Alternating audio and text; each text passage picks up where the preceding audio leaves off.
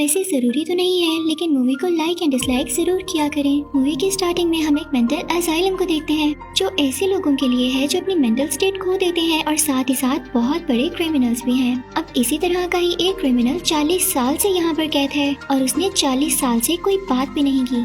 शायद वो बोलना भी भूल चुका हो। इस क्रिमिनल का नाम माइकल होता है और ज्यादातर लोग इसको जानते ही हैं। लेकिन अब कल माइकल ऐसी प्रिजन में जा रहा है जो कि बड़े बड़े क्रिमिनल्स के लिए है, क्योंकि उसने बहुत कत्ल किए हैं। अब इसी के बारे में पूछने के लिए वहाँ पर 2 मीडिया इंटरव्यूअर आते हैं ताकि उससे पूछ सके उसे 40 साल बाद इस जगह से जाकर कैसा लग रहा है। लेकिन वो तो बोलता ही नहीं था, तो ये उसका इंटरव्यू कैसे ले सकते थे। तो ये उसके डॉक्टर के पास जाते हैं और उससे कहते हैं कि क्या माइकल हमसे बात करेगा। तो उनका डॉक्टर कहता है कि अच्छा ट्राई कर लेते हैं। अब वो डॉक्टर एक बड़े से ग्राउंड में आता है जहाँ पर माइकल चेन से बंधा होता है। वो इन तीनों की कोई बात सुनता ही नहीं है। इंटरव्यूअर के हाथ में एक मास्क भी होता है जो माइकल से ही रिलेटेड होता है, लेकिन वो मुड़ता नहीं। पर हाँ, हल्की सी गर्दन जरूर हिलाता है जैसे वो जानता हो कि इंटरव्यूअर के हाथ में मास्क है। अब दोनों इंटरव्यूअर डिसअपॉइंट हो जाते हैं कि वो किसी भी तरह से माइकल को बुलवा नहीं सकते और ना ही अब उसका इंटरव्यू ले सकते हैं। तो अब ये लोग यहाँ से एक ऐसी औरत के घर जाते हैं जिसका नाम है लोरी।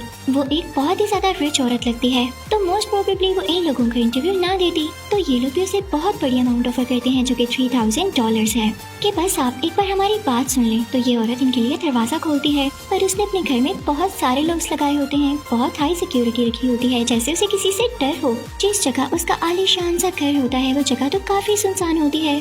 खैर अब वो $3000 ले लेती है और उन दोनों को अंदर बुलाकर दोबारा से घर को लॉक करने लगती है। यहाँ पर हमें पता चलता है कि लोरी अकेली रहती है, बिल्कुल सेपरेट, क्योंकि उसकी सेपरेशन हो चुकी है। उसकी एक बेटी है जो कि मैरिड है और साथ उसकी भी बेटी है, यानी लोरी की ग्रैंड डॉटर। और इसकी बेटी के घर में टोटल 3 लोग हैं, इसकी बेटी, उसका हस्बैंड और उनकी बेटी।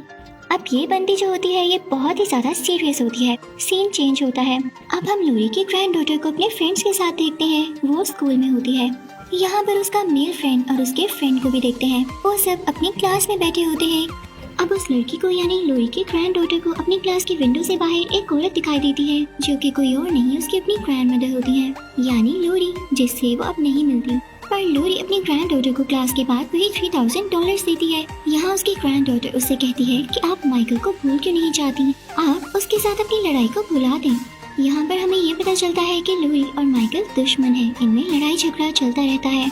यानी लोरी माइकल को मारना चाहती है, वो नहीं चाहती कि वो इस दुनिया में और जिंदा रहे। लोरी के घर में तो गन्स भी है, शूटिंग एरिया भी है जहाँ पर वो प्रैक्टिस करती है कि किस तरह से माइकल को शूट करके मारना है। और वो सोचती है कि एक दिन आएगा जब ये लड़ेगी, क्योंकि अब ये ब्रेव है। शायद माइकल से कोई बदला लेना चाहती है, लेकिन अब एग्जैक्ट हुआ क्या था ये तो हमें आगे जाकर पता चलेगा। अब रात को हम लोरी को उसी मेंटल असाइलम के बाहर देखते हैं। वो इसीलिए यहाँ पर आई होती है ताकि माइकल को आज रात को मार सके, क्योंकि वो शिफ्ट हो रहा था। उधर लोरी की ग्रैंड डॉटर को हम अपने मेल फ्रेंड के साथ देखते हैं। वहाँ पर लोरी की ग्रैंड डॉटर के घर वाले भी होते हैं। वो सब लोग मिलकर खाना खा रहे होते हैं कि तभी वहाँ पर लोरी भी आ जाती है। वहाँ पर लोरी आकर इन सबको बताती है कि आज उसने माइकल को देखा है और वो बहुत डिप्रेस है। तो उसकी ग्रैंड डॉटर उसे समझाती है कि कुछ नहीं होता और उसे बाहर तक छोड़ कर आती है ताकि वो घर जा सके। फिर हम एक रोड पर 2 बाप बेटों को देखते हैं जो कि कहीं जा रहे होते हैं, लेकिन उनके सामने ही हम एक बस को टिल्ट हुआ पाते हैं जो कि नीचे गिरी होती है। और ये वही प्रिजन बस होती है जिसमें सारे प्रिजनर शिफ्ट हो रहे होते हैं। लेकिन यहाँ पर ये बस इस तरह से गिर जाने के बाद सारे कैदी रोड पर ही फिर रहे होते हैं। उन बाप बेटा में से फादर आगे को देखने जाता है। इतनी देर में बेटा पुलिस को कॉल लगाता है और अपनी गन लेकर खुद भी बस में देखने जाता है, लेकिन उसके सामने डॉक्टर होता है जिसे वो प्रिजनर समझकर शूट कर देता है और उसके बाद आकर अपनी गाड़ी को स्टार्ट करने लगता है। लेकिन वहाँ पर माइकल आ जाता है और उसे पीछे से पकड़कर मार डालता है। जल्दी वहाँ पर सीनियर पुलिस ऑफिसर आ जाते हैं और उस जगह की इन्वेस्टिगेशन करने लगते हैं जहाँ पर उन्हें कई डेड बॉडीज भी दिखाई देती है, जिनमें से एक तो एक पुलिस ऑफिसर की थी। इसके बाद हम उन दोनों मीडिया इंटरव्यूअर्स को देखते हैं जो कि माइकल की ग्रेव पर जाते हैं। लेकिन ये क्या, वहाँ पर तो माइकल भी आ जाता है। यानी पूरी दुनिया के नजदीक वो मर चुका था। उसे कैमोफ्लेज में यानी छुपाकर प्रिजन में रखा गया था, पर इन इंटरव्यूअर्स को इस बात का पता था।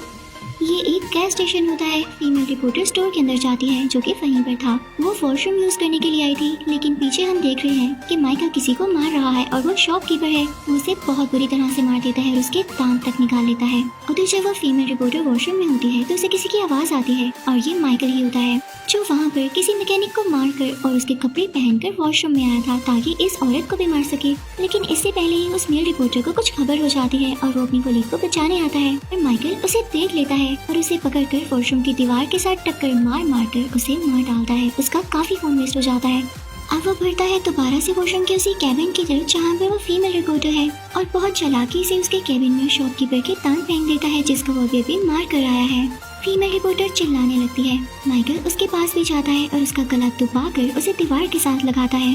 सांस न आने की वजह से वो बेचारी भी यहाँ पर मारी जाती है। उसके बाद माइकल बाहर गाड़ी में जाता है और उसमें से अपना मास्क बाहर निकाल कर पहन लेता है और चल पड़ता है अपनी नेक्स्ट जर्नी की तरफ, जो कि जाहिर है लोगों को मारना और उन्हें थ्रेटन करना ही होगी। इस बात की खबर लोरी को भी हो चुकी होती है कि वो आज बस से एस्केप कर चुका था, तो फौरन से अपनी बेटी को बताने जाती है क्योंकि वो अपनी बेटी के बारे में अभी भी ख्याल करती है। पर उसकी बेटी उससे नफरत करती है क्योंकि बचपन में उन लोगों का बॉन्ड बिल्कुल अच्छा नहीं था। उसे देख के उसे कहते हैं गेट आउट और दरवाजा बंद कर देते हैं। अब हैलोवीन की तैयारियां जोरों शोर पर होती है और माइकल भी अपना मास्क पहनकर निकल चुका होता है। वो रोड पर तो बच्चों से टकराता है और हमें यहाँ पर उससे डर लग रहा होता है कि कहीं वो इन बच्चों को भी ना कुछ कह दे, लेकिन ऐसा कुछ नहीं होता। उसके बाद माइकल जाता है एक घर में जहाँ पर एक लेडी होती है। माइकल हैमर उठाकर उसके सर पर मारता है जिसके बाद उसकी डेथ हो जाती है।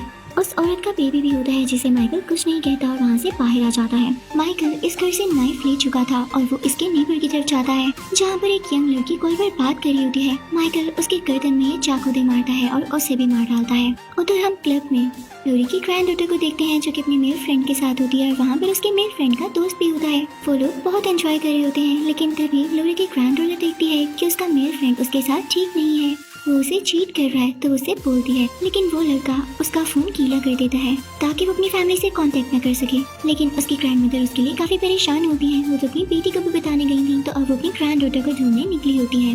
अब एक घर में हम एक लड़की को देखते हैं जिसके पर्पल बाल होते हैं। वो एक बच्चे को बेबी सिट कर रही होती है। तभी उसका दोस्त नीचे आता है और वो उससे आकर मिलती है और वो बच्चा भी नीचे आकर उस बेबी सिटर को बताता है कि मेरे रूम में कोई है। वो पर्पल हेयर लड़की फौरन से उस बच्चे के रूम में जाती है और चेक करने लगती है। वो उससे कहती है कि बेटा आपके रूम में कोई भी नहीं है, अब आप सो जाओ। लेकिन जब वो उसकी अलमारी बंद करने लगती है तो वो बंद ही नहीं होती और कुछ ही सेकंड्स में उसमें से माइकल बाहर आता है और उस बेबी सिटर को भी हिट करके मार गिराता है। अब इस केस की खबर पुलिस को होती है और साथ ही साथ लोरी को भी पता चल जाता है क्योंकि वो पुलिस की बातें ट्रेस कर सुन रही होती है और वो भी वहाँ पर पहुँच जाती है। अब ये दोनों देखते हैं कि उस लड़की की डेथ हो चुकी है, लेकिन लोरी को पहले ही माइकल दिखाई दे जाता है तो लोरी उसे शूट करती है। क्योंकि माइकल वहाँ से एस्केप कर रहा होता है, लोरी फौरन से उसे ढूंढती है और उसके कंधे में शूट करती है, लेकिन तब तक वो भाग चुका होता है। अब लोरी काफी परेशान हाल में वहाँ से निकलती है ताकि अपनी बेटी को दोबारा से इन्फॉर्म कर सके। माँ तो आखिर माँ होती है, पर उसकी बेटी दोबारा से उसे मिसबिहेव करती है, तो लोरी उसे बताती है कि तुम्हारी बेटी की जान का खतरा है, यानी लोरी की ग्रैंड डॉटर। तो हम लोरी की ग्रैंड डॉटर को देखते हैं जो कि अपने मेल फ्रेंड के दोस्त के साथ घर आ रही होती है, पर वो लड़का अच्छा नहीं होता।